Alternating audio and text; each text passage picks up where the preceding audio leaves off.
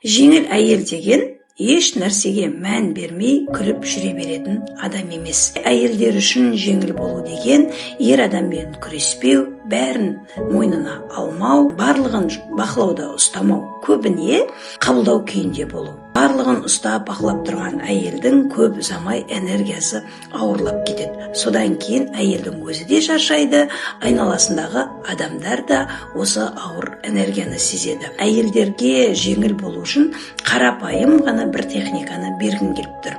Күнде кешкілік небәрі 3 минутта көзіңізді жұмып, мен бүгінгі барлық ауыр энергиялармен ойларымды босатамын, менің тәнім жеңілдікке үйренуде деп айтсаңыз болды.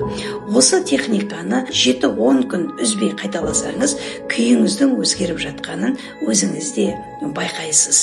Тағы бір маңызды мәселе бар. Көп адамдар табиғатынан ауыр болады. Өйткені олардың өмірінде көп стресс, ауыр тәжірибелер, тіпті кармалық байланыстар да жиналған. Сондықтан қанша тырысса да олар жеңіл бола алмайды. Ал мұндай жағдайда ішкі энергиямен жұмыс жасау керек. Егер сізге ішкі энергиямен жұмыс жасау қажет болса, менің терең 5 күндік трансформацияма келіңіз. Жазылу үшін төменге кез келген комментарий қалдыр.